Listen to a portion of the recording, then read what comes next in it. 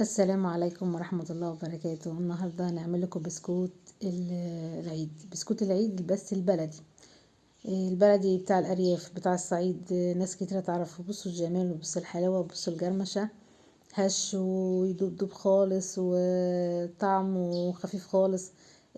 وطريقته سهلة وبسيطة جدا. كل تفاصيلها هتشوفيها معايا النهاردة في الفيديو ده. تابعيني لاخر الفيديو وانت تعرفي ازاي تعملي وتبقى اشطر واحدة في عمل البسكوت حتى لو اول مرة. هننزل ب 30 بيضة، انا عاملة المقدار ده 30 بيضة. هنزل بالبيض كده واحدة واحدة. بس انا هسيب لك في الوصف مقدار 10 بيضات ومقدار 15 بيضة. انا هنا اللي عاملاها الوصفة دي معاكي قدامك دلوقتي دي 30 بيضة، لان احنا هنا عندنا في الارياف وفي الصعيد بنحب الحاجات دي وبتبقى ايه، حاجة اساسية. شوف البسكوت ده يقول ان العيد فعلا جه. هنزل بالبيض كده واحدة واحدة زي ما انت شفتيني، هضربه شوية بالمضرب. في ممكن تضربيه بايديكي، بس عشان تضربيه بايديك هياخد منك مجهود جامد ومش هيبقى بنفس ال التركة الموجودة في البسكوتة اللي انت شفتيها في اول الفيديو. لكن لو نضربيه بالمضرب هنسهل على نفسنا كتير. ستاتنا زمان كانوا بيضربوه بايديهم، الله اكبر، كان فيهم صحة ويفضلوا يشتغلوا الله اكبر فيه.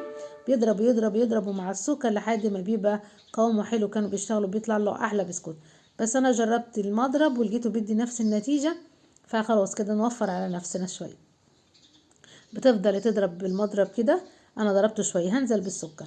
30 بيضه بياخدوا سكر كيلو ونص سكر محبب، مش سكر بودره.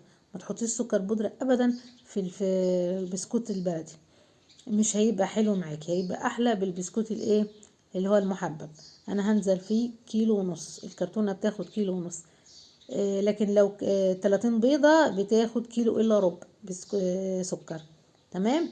هنزل اضرب فيه طول ما انت بتضرب بالمضرب ده بيرفع معاكي حلو خالص وبيبقى كريمي. اول ما يوصل لمرحله ان هو يبقى كريمي معاكي يبقى انت كده ايه، انجزتي جزء كبير في البسكوته بتاعتك وبتطلع بالجمال والحلاوه اللي انت شفتيها. بيكنج باودر انا ما بستعملش كتير. البيكنج باودر ال 30 بيضه باخد يا دوبك نص ورقه البيكنج باودر بس.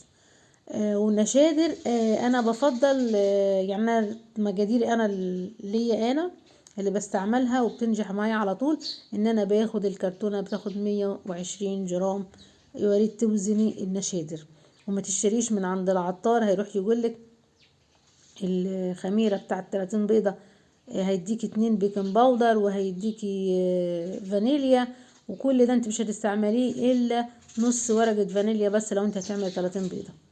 فانت وفري وهاتي نشادر في البيت عندك ووزنيها. حاولي توزنيها على اي ميزان، يعني 120 جرام.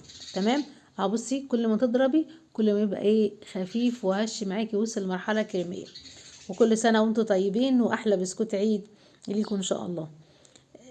بعد ما بتضربي كده انت عندك يا دوبك شوب عصير. بصي وصل ما كده تمام. هو كده البسكوت بتاعي اتضرب تمام. هنزل بقى بكوبايه سمنه سايله، مش سخنه، تكونش سخنه عشان ده بيض، بس سايله ماشي تمام، عشان ما تبقاش مجمده واحنا في الشتاء عشان العجينه معاكي تفك.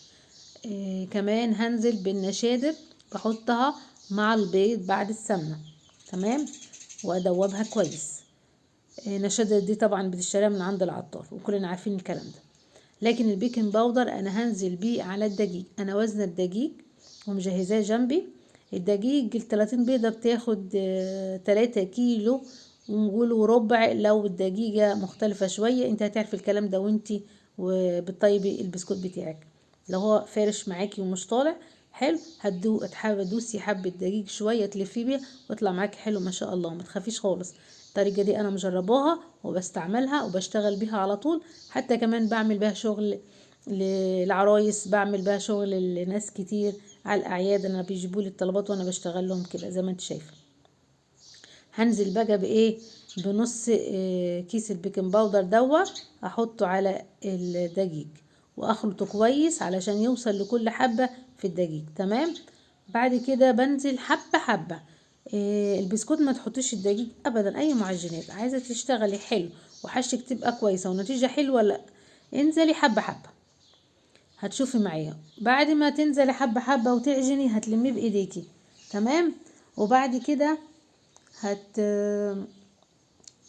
هتسيبيه ساعة، ساعتين، نص اليوم. وقت طويل. اعمل كل اللي وراكي، روجي حاجة، اعملي حاجة وراكي حاجة تانية تعمليها، وبعد كده خدي احلى بسكوت منه. خدي احلى بسكوت بجد. كل ما العجينة تريح في البسكوت البلدي كل ما يديكي نتيجة حلوة. ما تشتغليش على طول اول ما تعجني، سيب العجينة تريح خالص وتبقى متجانسة مع بعضيها تشتغل معاكي حلو. طبعا احنا هنستعمل المكنة، مكنة البسكويت، هتشوفوها معايا. تمام اهو، لانه البسكوت ده ما بيتعملش بالجمع او بالكيس زي بسكوت الشيف لما هوريكم بعد كده في فيديو جديد، لكن ده لازم مكنة البسكويت تستعملها بيه. بصي انا كل اللي بعمل اهو حاجة كده ما شاء الله، ولونه جميل على فكرة. امال بقى لو انت استعملت بيض بلدي هتاخدي منه جمال وروعة ما تتوصفش. بس بصراحة البيض البلدي دلوقتي مش متوفر زي الأول، كان في خير كتير في بيوتنا. فكنا بنعمل بسكوت ده بكل سهولة.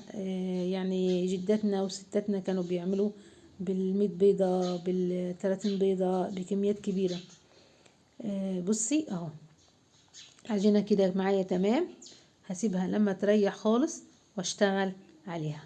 وتعالي شوفي بقى واحنا بنستعمل المكنة.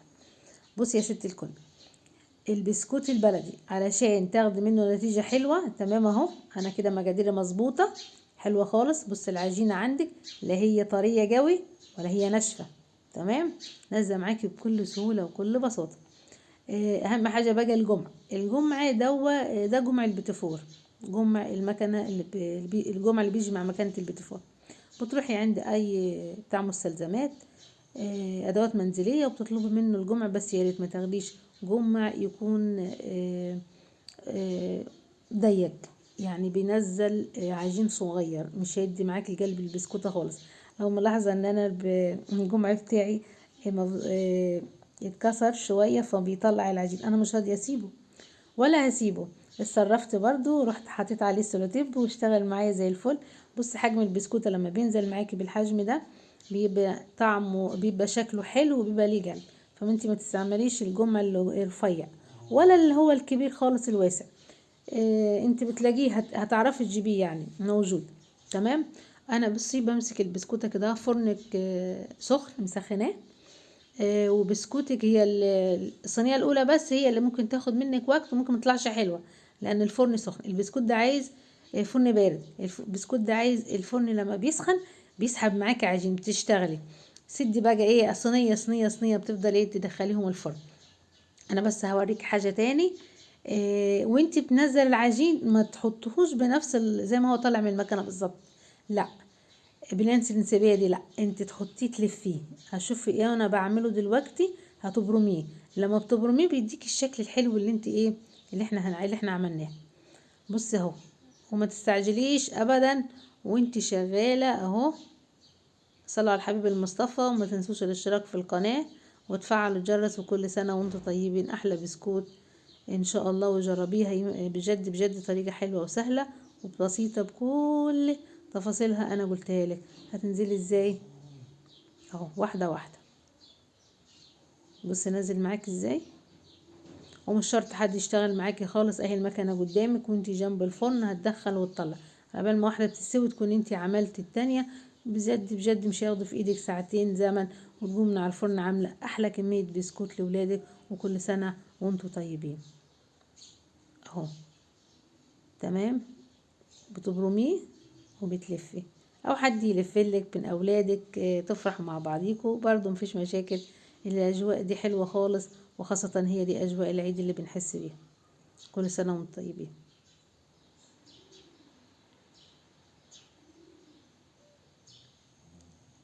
اهو بصي واحدة واحدة. طبعا انا في الحالة دي في صينية في الفرن، قبل ما انا اخلصها تكون التانية ايه استوت. ويا ريت توسعي ما تلزقوهوش جنب بعضيه علشان ما يلزقش معاكي. بصي بقى انا هعمل لك لازم. بصي هو طالع ابرمي كده، ايوه كده، ما مش تاخديه تقطفيه وتحطيه، لا هيطلع شكله مش حلو. بصي اهو اللفه الصغيره دي اهي مع مطه خفيفه، هي دي اللي هتديكي نجاح حلو للبسكوته وشكله بيبقى حلو. وبصي الجمع كميه العجين اللي طالعه منه ايه، مش صغيره كبيره شويه. فتشتغل معاكي حلو. تعالوا نشوفوا بقى بعد ما استوى. صلى على الحبيب المصطفى، بصوا جماله وبص حلاوته، الله اكبر. هش ودايب جدا خالص، واحلى بسكوت صعيدي واحلى بسكوت فلاحي. وكل سنه وانتم طيبين. وما تنسوش الاشتراك ولايك للقناه. ما تنسوش الاشتراك في القناه ولايك للفيديو علشان يرفع وكلنا نستفيد. ودي فعلا مجاديري انا مجربوها وبستعملها على طول، وحصريا من عند بنت السلطان. وكل سنه وانتم طيبين. اتمنى ان انتوا تكونوا استفدتوا من الفيديو، اتمنى ان انتوا تجربيه وتعملي احلى بسكوت عيد لعيالك واولادك. كل سنه وانتم طيبين، والسلام عليكم ورحمه الله وبركاته.